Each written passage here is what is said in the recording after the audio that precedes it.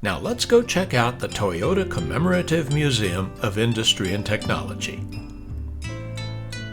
But what's this? A giant loom?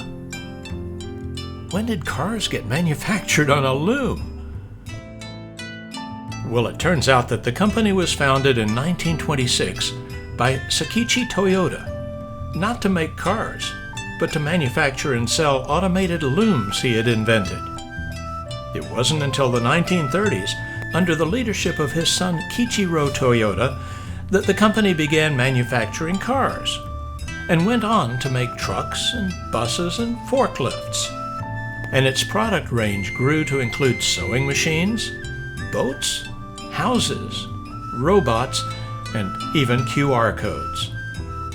As we went through the first part of the museum, the focus was on breakthrough inventions relating to looms and textiles, which are still being sold throughout the world. The museum had live demonstrations of early steam-driven equipment using belts to distribute power throughout the factory. By contrast, it was fascinating to see increasingly complex machines at work, as mechanical devices for spinning and weaving were enhanced by computer-controlled processes. The width of the looms dramatically increased, along with the ability to weave full-color images right into the fabric.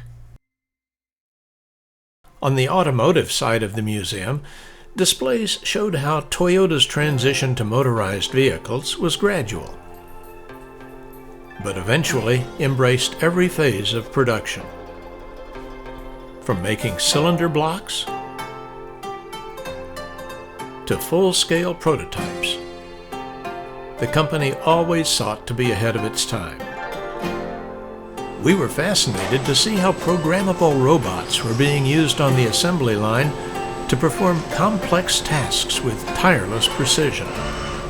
Today, we know this kind of technology is used by every vehicle manufacturer in the world. But to watch an early implementation of it in action is a thrill. Some of what we saw went back to the year 1990, more than 30 years ago. Take a moment to study the process.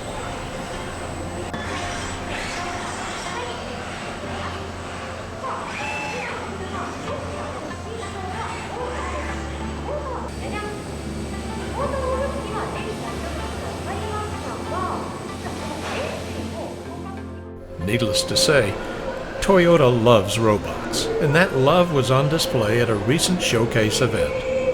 Or should I say, concert.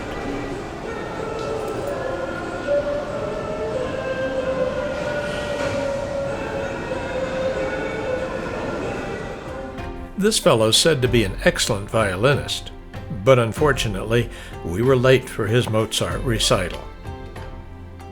So we wandered through the showroom to check out Toyotas of yesteryear, and to admire this sleek 1967 Model 2000 GT that had been featured in the James Bond film You Only Live Twice. From pioneering automated looms to becoming the world's largest manufacturer of motor vehicles in 2022, Toyota has had quite a ride.